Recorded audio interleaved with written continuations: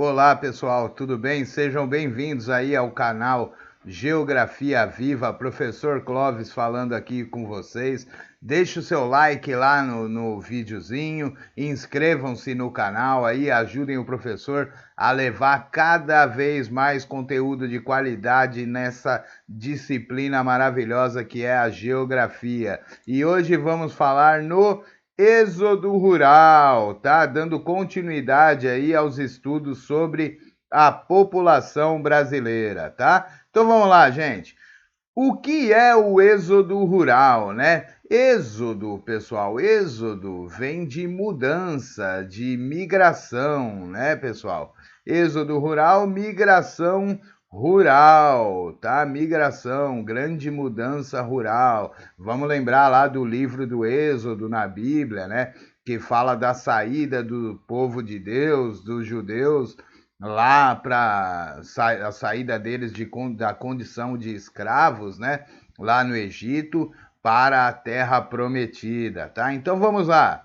Êxodo rural é um processo de migração em que as pessoas mudam do campo para a cidade. Por isso que é rural, ó, do campo para a cidade. Esse nome foi escolhido para retratar uma mudança em larga escala, ou seja, quando o número de pessoas que se mudam é alto durante um determinado período. Por isso que a gente fala êxodo, não é uma migração comum, né? É uma migração enorme, é um deslocamento populacional enorme, muitas pessoas saindo do campo para as cidades. Professor, por que essas pessoas estão saindo do campo para as cidades, né? Pô, o campo é mais calmo, né? O campo é mais tranquilo, a vida no campo é mais saudável. O que esse povo está indo buscar lá nas cidades? Está indo buscar melhores condições de vida, está indo buscar emprego, está indo buscar o sustento de sua família, né? Nós temos aí com o advento aí da mecanização da lavoura, do agronegócio, né? Nós temos cada vez mais a agricultura familiar sendo deixada de lado, né? Mesmo porque, né, não tem como competir aí com as máquinas, né? As máquinas que tomaram o lugar de muitos trabalhadores no campo, né? As máquinas do agronegócio. E o agronegócio também foi se apropriando de forma indevida ou não, né? Das terras desses agricultores, né? Então esse pessoal foi cada vez mais saindo da zona rural e se encaminhando para uma grande cidade ou para um grande centro urbano, causando diversos problemas aí que nós verificaremos aqui nessa aula, tá? Tudo bem? Ficou claro o que é o êxodo rural? Vamos para a próxima. Onde são sentidas as consequências do êxodo rural brasileiro e quais são as suas principais consequências, tá? Pessoal, esse êxodo rural brasileiro, esse êxodo rural, ele aconteceu praticamente no mundo inteiro, tá? Não é uma exclusividade do Brasil. O processo de mecanização da lavoura, do surgimento do agronegócio, ele não é uma exclusividade do nosso país. Porém, aqui no nosso país, ele foi muito mais sentido e de uma certa maneira muito mais intenso, né? Porque ele causa, né? Ele tem consequências aí, não só no campo, mas como também nas grandes cidades. Vamos dar uma olhadinha então, ó. As consequências do êxodo rural são sentidas nas cidades, nas grandes cidades, nos grandes centros urbanos, tá, pessoal? Boa parte das pessoas que deixam o campo não possui um bom grau de escolaridade, né? Essas pessoas não têm uma formação acadêmica, não têm uma formação educacional, escolar adequada que permita, né, que ela ocupe aí lugares de destaque aí no trabalho em geral, tá? No mercado de trabalho em geral, tá? Geralmente essas pessoas vêm com pouca instrução educacional. Então, muitas vezes eles chegam na cidade lá e não conseguem encontrar emprego justamente devido a esse baixo índice educacional que eles têm, tá? Continuando. E muito menos algum tipo de especialização, né? Especialização acadêmica, né? Terceiro grau, né? Nível superior, tá? Com isso, elas ficam desempregadas ou conseguem empregos que pagam salários muito baixos, né? O que nós chamamos aí de subemprego, aquele emprego de mascate, aquele emprego, né, que a pessoa é o autônomo aí. Eu não gosto de usar essa palavra autônomo, porque autônomo geralmente, né? Geralmente, não via de regra, né? Mas pelo desenrolar da coisa, ele deveria ser um cara que conseguia se sustentar, né? E sustentar uma família com o seu trabalho. Infelizmente, no Brasil, não é o que a gente vê, né? A gente vê, por exemplo, recentemente, um aumento muito grande no número de autônomos, né? Pessoas trabalhando por fora, né? Aí as pessoas pensam, nossa, que legal, como o brasileiro é empreendedor. Não, não é que o brasileiro é empreendedor, é porque tá faltando emprego mesmo, tá, gente? Tá faltando emprego formal aí, um emprego da carteira registrado, o emprego que traz os direitos trabalhistas junto com ele. Esse tipo de emprego, infelizmente, com a crise que nós estamos vivendo aí, motivacionada aí por diversos fatores, né? Ele está em falta, ele está em escassez. As pessoas precisam, né, de uma maneira de se sustentar aí dentro do nosso sistema, né, dentro do sistema capitalista. Então as pessoas buscam aí alternativas, né? Nós temos aí, por exemplo, hoje aí uma coisa bem marcante são os empregos em aplicativos, Uber, Rapidez, né, iFood e outros aí, que são praticamente subempregos, né, pessoal? Que a pessoa trabalha muito, ganha muito pouco, não tem direitos trabalhistas nenhum, não tem nenhuma garantia de emprego, tá?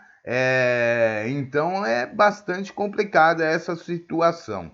Voltando aqui, essas pessoas se tornam moradores de ruas, vão morar em favelas, um problema, né? Dois problemas, na verdade, aí, muito graves aí nas grandes cidades, né? Como vocês estão vendo aqui. Isso aqui é uma foto, pessoal, tirada na frente da estação Marechal Deodoro, lá em São Paulo. Isso aqui é um viaduto que se chama Minhocão, né? Esse Minhocão é um viaduto que liga o centro da cidade à zona leste, à zona oeste da cidade, né? Ele faz essa facilitação, né, no trânsito. Todos sabemos que São Paulo tem um trânsito de doer, né? É difícil andar de carro lá, né? Então isso aqui é uma das alternativas. O pessoal não tem onde morar, vem, ó, morar aqui embaixo, aqui pelo menos está protegido da chuva, né, gente? Tá? Então, essa é uma das consequências aí do êxodo rural, né? E a favelização também, né? Que são aquelas pessoas que vão morar nas periferias, né? Afastadas do centro, em submoradias ou favelas, que nós chamamos, sem nenhum tipo de segurança, né? Casas de madeira, casa de papelão, casa de taipa, né? As pessoas moram lá sem a mínima condição de higiene, uma muito próxima da outra, sem saneamento básico, sem água limpa, né? Sem atendimento de saúde, sem geração de emprego, sem segurança, né? E isso acarreta aí diversos problemas, inclusive o aumento da violência, tá? Ou bairros muito pobres, né? Bairros que são quase favelas, tá? Continuando. O êxodo rural também provoca o inchamento das cidades. Como é muita gente saindo do campo para ir para as grandes cidades, ele vai causar o que nós chamamos de superpopulação, né? Muitas pessoas morando em um mesmo lugar, né? A densidade demográfica, que é o número de habitantes por quilômetro quadrado, dessas grandes cidades são enormes, né, gente? E isso causa todo um transtorno. É transporte público que está cheio, é o cara que veio que não conseguiu arrumar um trabalho e acabou caindo na criminalidade, é muita gente, por exemplo, para o sistema de saúde atender, muita gente para o sistema educacional atender, né? Aumento da violência aí por causa do desemprego, né? E outros fatores aí ruins que, né, o êxodo rural acarretou. Cidades como São Paulo, Rio de Janeiro, Salvador, Goiânia, Curitiba, Belo Horizonte, Manaus e muitas outras aumentaram muito suas populações nos últimos 40 anos, né? Então, nesses últimos 40 anos que nós tivemos a intensificação desse processo aí de êxodo rural, apesar que hoje em dia, né, ele é um pouco menor do que era na década de 70 e 80, né?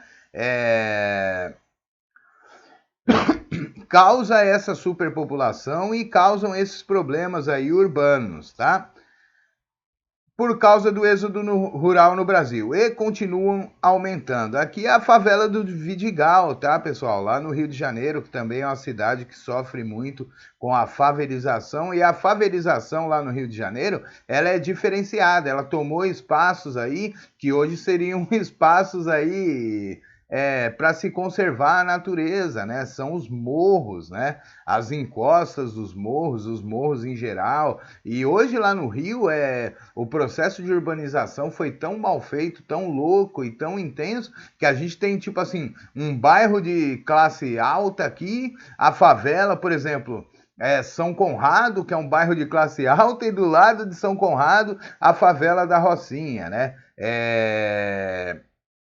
Então, você olhando lá para o Rio de Janeiro, uma foto, por exemplo, que tem a panorâmica ali de São Conrado e da Rocinha, você vê aí o problema da desigualdade no Brasil aí estampado, tá, pessoal? Continuando!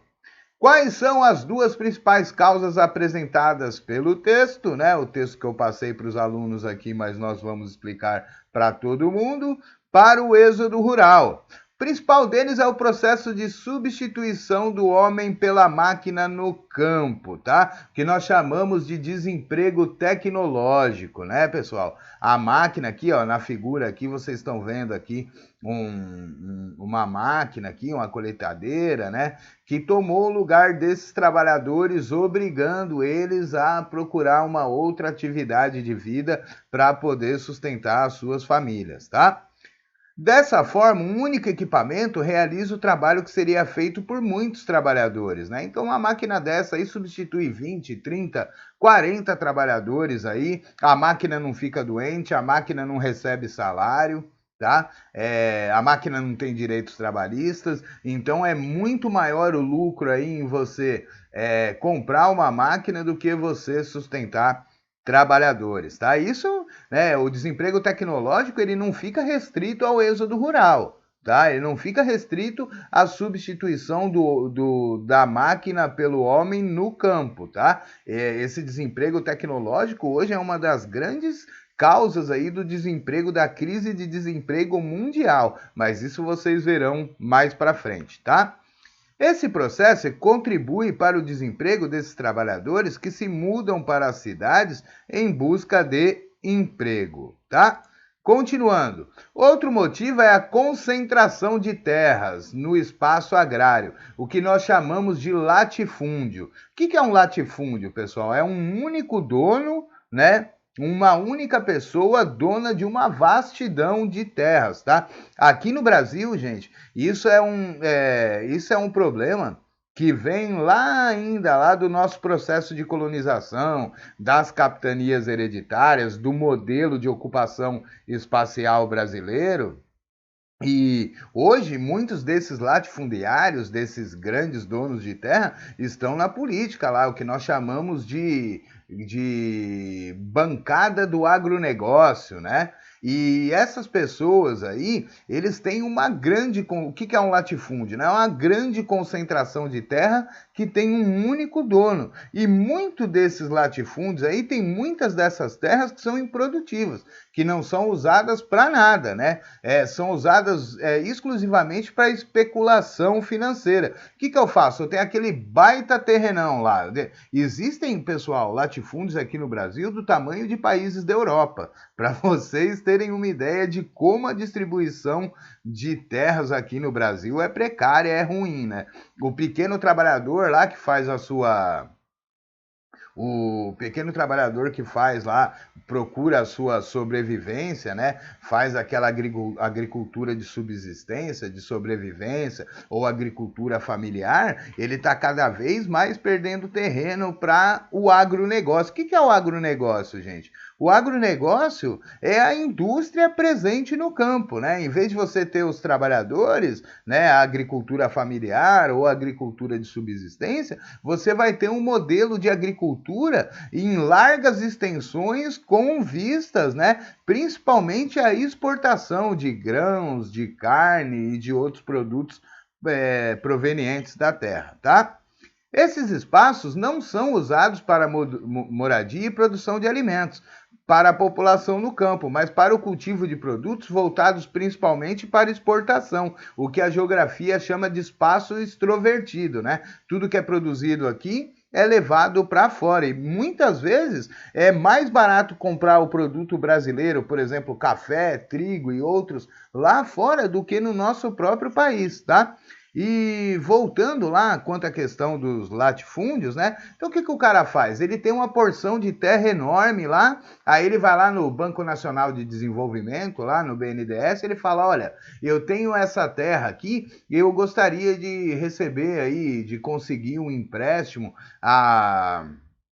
né, um empréstimo a juros baixos aí, há anos e anos para pagar, né, para eu poder plantar, para eu poder produzir lá. Aí o BNDES vai lá e dá, né, o dinheiro, empresta, né, o dinheiro lá para o produtor, em vez dele usar para produzir ou para gerar emprego, não, ele pega esse dinheiro e usa na especulação de mercado, né, usa para comprar ações de empresas, usa para outros fins, para investir numa indústria ou em qualquer outra coisa lá e deixa a terra lá parada. Entendeu? E esse é um problema muito grande que nós temos no Brasil, inclusive, né? Não sei se vocês já ouviram falar no MST, né? Que é o Movimento do Sem Terra, né? Que buscam o que nós chamamos de reforma agrária. O que é a reforma agrária? É justamente acabar com esses latifúndios e distribuir essas terras, né, para a população mais carente, para a população do campo, para que eles possam produzir,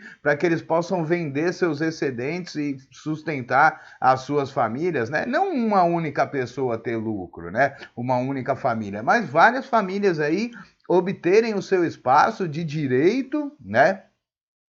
Obterem seu espaço de direito. Por que o professor fala de direito? Porque todos nós somos brasileiros, né? Todos nós temos direito aí à nossa terra, um pedaço de terra para plantar, para colher, para morar, para cuidar, uma vida digna, né? Então, esse pessoal busca reforma agrária. O que é a reforma agrária? Pegar esses grandes latifúndios e dividir entre diversas famílias para que essas famílias obtenham o seu sustento, tá? E o que o MST faz? Ele pega esses grandes latifúndios aí e invade a terra. Ele vai lá, invade a terra lá sem autorização, né? Uma terra que muitas vezes não foi obtida de forma idônea, foi obtida através de grilagem, né? Que é a manipulação de documentos para atestar a posse de terra, tá? Ou então tomou mesmo das pessoas lá com jagunço, mandou os caras embora, ou ainda ganhou do governo, né? Aquela terra lá, uma grande proporção de terra, tá? E o MST vai lá e invade aquela terra para poder produzir e tenta ganhar legalmente lá o direito àquele espaço, tá? Que nem sempre acontece, na maioria dos casos acontece, na verdade. Então vamos continuar aí. Quais cidades brasileiras sofreram inchamento populacional nos últimos 40 anos? Pessoal, essa foto aqui, antes da gente entrar nos méritos, é a Estação da Sé, estação de metrô da Sé, lá na cidade de São Paulo. Isso aqui é provavelmente na hora do rush, 6 horas da tarde, tá? Que as pessoas, isso aqui, a Estação da Sé, ela faz conexão com outras estações, né? Com outras linhas de metrô para levar para diversos lugares da cidade. Olha isso, gente, não tem espaço aqui para respirar. Se o cara respirar, esse cara aqui respirar um pouquinho mais forte, ele derruba essa moça aqui na linha, tá? Para vocês terem uma ideia, lá em São Paulo funciona assim, chega às 6 horas da tarde, entra um pouco de gente, esse pouco aí, tá, que vocês estão vendo, entra um pouco de gente, fica um monte de gente lá fora, fecha a estação, esse pessoal todo embarca e eles abrem de novo, daqui uns 20 minutos, meia hora, abrem de novo, aí entra mais um pouco de pessoas, tá, é um absurdo, tá, gente, e ainda mais agora em época de Covid, imagine isso aqui, né, em plena pandemia de Covid, aí quantas pessoas seriam infectadas, tá? Então é desumano, tá? É desumano. Então vamos lá, gente. São Paulo, Rio de Janeiro, Salvador, Goiânia, Curitiba, Belo Horizonte, Manaus e muitas outras, mas essas aqui principalmente sofreram um inchamento populacional, né? É a superpopulação aí por causa do êxodo rural, tá, pessoal?